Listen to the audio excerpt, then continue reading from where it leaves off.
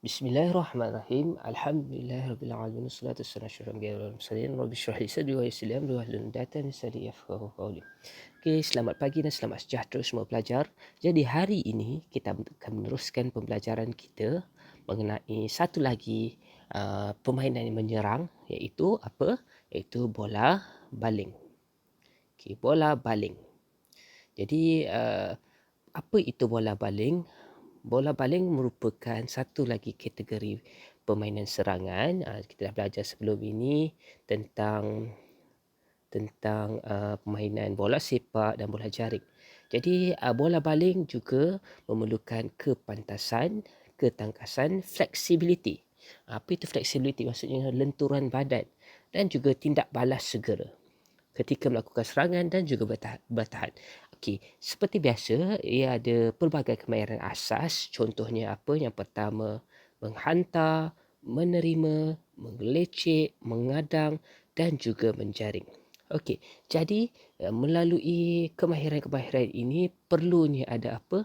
Perlunya ada rancangan strategi, iaitu menyerang ataupun bertahan dan juga menentukan formasi. Seperti bola sepak sebelum ni ada 5-3-2, 4-3-1. Mungkin berbeza dengan bola baling, kita akan lihat selepas ini. Dan juga murid perlu ada kreativiti dan juga inovasi dalam menggunakan pelbagai strategi mengikut situasi permainan. Jadi kita akan lihat, ini contoh-contoh kemahiran yang ada: menghantar dan menerima, ada menggelecek, ada mengadang dan juga ada menjaring. Okey, jadi seterusnya kita akan lihat pertama strategi menyerang. Okey, bola baling ini merupakan permainan kategori serangan, ada pelbagai kemahiran.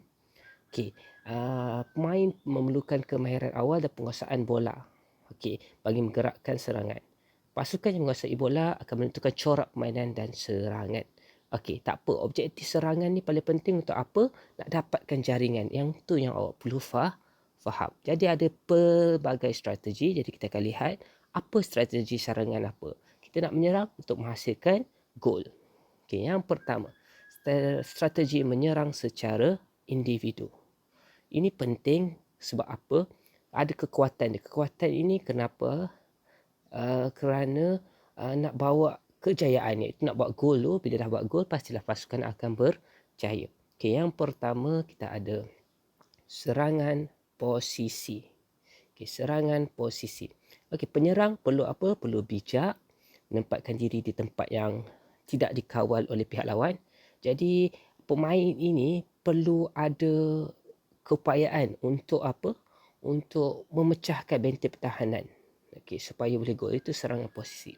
Yang kedua, ada serangan melalui gerakan. Apa serangan melalui gerakan? Penyerang perlu bergerak dengan pantas dan tangkas. Maksudnya pergerakannya sangat laju dan lincah. Okey, jadi ini akan menyebabkan apa? Main lawan tu keliru, jadi bolehlah buat gol. Okey, macam tu ya. Okey, seterusnya, serangan ke dalam zon serangan. Okey, pemain yang menggerakkan serangan, dia dah beri tekanan. Okey, maksudnya kita bagi pressure dekat kawasan lawan je. Jadi bila penyerang yang lain tu, bila dah bagi pressure, pertahanan dah berjaga penyerang tu, jadi penyerang yang lain menjadikan apa? Membuat pertahanan tu jadi kucar kacir, jadi kelang kabut sebab banyak sangat nak jaga. Jadi pemain penyerang ada peluang untuk menjaringkan gol. Okey. Okey, yang D, serangan di kawasan 6 meter. Okey, pemain penyerang utama merancang strategi di garisan 6 meter, cari ada ruang kosong ke tak supaya serangan dapat dilakukan. Okey, bila dah dapat menerima bola di garisan 6 meter, penyerang boleh melakukan pusingan atas kaki, bukan dominan, untuk melakukan percubaan ataupun apa, untuk melakukan percubaan ke gol pasukan lawan. Okey, secara tak langsung mungkin awak boleh lihat lebih dengan lebih detail selepas ni. Cuma yang perlu awak ingat di sini ada apa? Ada 4 serangan secara individu, iaitu serangan posisi, serangan melalui gerakan, serangan ke dalam zon serangan dan juga serangan di kawasan 6 meter. Okey, itu yang pertama. Yang kedua, ada strategi menyerang secara berkumpulan. Kalau tadi individu, sekarang secara berkumpulan. Okey, apa yang dilakukan? Okey, ada beberapa strategi. Yang pertama, kita tengok serangan hantaran berpasangan. Maksudnya ada partner. Okey, ini maksudnya dari bawah lagi dah dilakukan secara berpasangan. Hantaran yang dilakukan pendek dan tepat. Macam kita main one to one to one to. Bila berhantaran ini pantas, dia dapat mengelirukan pihak lawan dan yang dapat melakukan jaringan. Okey, itu tujuannya. Okey, yang kedua, selain pada serangan hantaran berpasangan, ada serangan hantaran selari. Hantaran selari ni membolehkan bola dihantar dalam keadaan selari kepada pemain penyerang. Okey, jadi dua orang pemain ni boleh saling bertukar hantaran ketika melakukan serangan. Ada dua orang pemain saling bertukar hantaran. Jadi ini serangan ini sesuai dengan situasi 3 lawan 2 ataupun 5 lawan 4. Dan seterusnya kita ada strategi hantaran silang. Kalau tadi hantaran selari, sekarang hantaran silang. Okey, apa itu hantaran silang? Ia bertujuan untuk mengelirukan pertahanan lawan, lepas tu memberi ruang yang baik untuk melakukan percubaan ke arah gol. Jadi penyerang akan bergerak secara bersilang, sama ada dengan bola atau tanpa bola. Walaupun tak ada bola, bergerak secara bersilang. Okey, jadi yang lain pun hantaran dilakukan secara dekat, pendek dan laju. Ingat 3 tu. Jadi pemain penyerang boleh melakukan gol apabila gerakan silang sukar dibaca dan percubaan ke arah gol boleh menghasilkan jaringan. Yang paling penting, bila nak menyerang, kita nak dapatkan jaringan. Okey. Sekarang formasi serangan. Okey. Ketika melakukan serangan, sebuah pasukan melakukan formasi serangan. Jadi ada beberapa formasi serangan. Penyerang itu 3-3 ataupun 2-4. Okey, tak apa, kita tengok. Ini info tambahan awak boleh baca. Okey. Kita akan tengok formasi serangan. Ada 2 tadi kan. Jadi kita akan tengok 3-3 dahulu.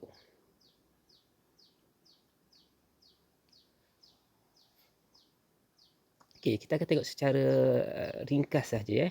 Okey, formasi 3-3 merupakan formasi yang seimbang. Okey, kita tengok. Okey, ada 3-3. Okey, di mana 3-3? Tengok yang warna biru. Itu pasukan yang menyerang. Jadi apa? Ada 3 orang pemain bertindak sebagai penyerang, 3 orang pemain lagi membantu untuk menggerakkan serangan. Okey, 3 orang. Kita tengok Jadi ada posisi-posisinya. Awak boleh kena tengok pemain penyerang ni ada right wing, left wing, lepas tu ada center. Awak punya penyerang tu lah. Okey. Dan di bawah pula ada pertahanan.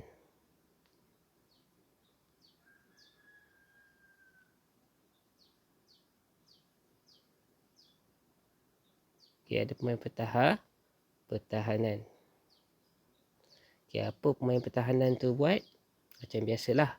3 orang ni bermain pertahanan. Kejap cikgu nak cuba zoom sekejap. Okey.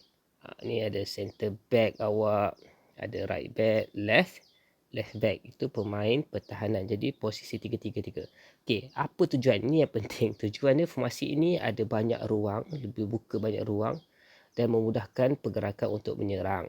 Jadi pemain penyerang ni boleh bertukar tempat anytime. Okey, maksudnya 3 yang kat depan ni boleh bertukar-tukar tempat secara dengan lebih efektif. Jadi serangan juga boleh melakukan larian langkah 6 step untuk mendapatkan jaringan. Okey.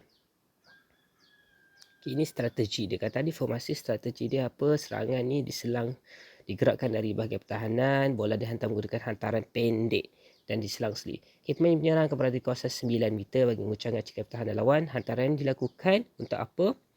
Menarik pemain pertahanan keluar. Jadi kita buat hantaran supaya apa? Supaya pemain pertahanan ni keluar daripada posisi dia. Mungkin ke depan sedikit. So kita boleh buat gol di kawasan di hadapan. Okey Jelas? Okey.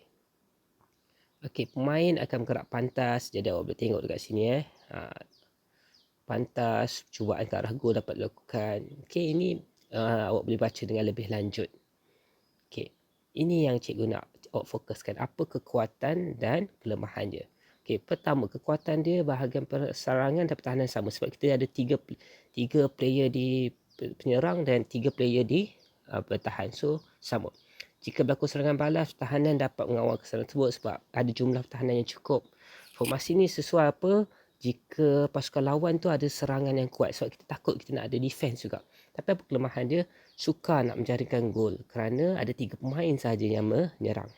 Hantaran jauh akan menyebabkan bola mudah dihantar ataupun dihalang.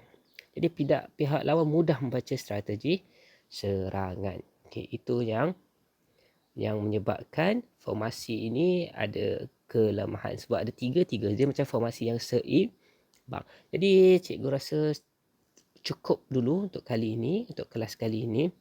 Sehingga formasi 3-3 sahaja. Cikgu harap awak baca lebih lanjut dan lengkapkan latihan di Google Form. Maaf kalau ada kekurangan dan salah silap. Jadi kita akan teruskan pembelajaran pada sesi akan datang. Okey. Jadi terima kasih kerana sudi mendengar. Assalamualaikum. Minta maaf salah silap. Selamat sejahtera.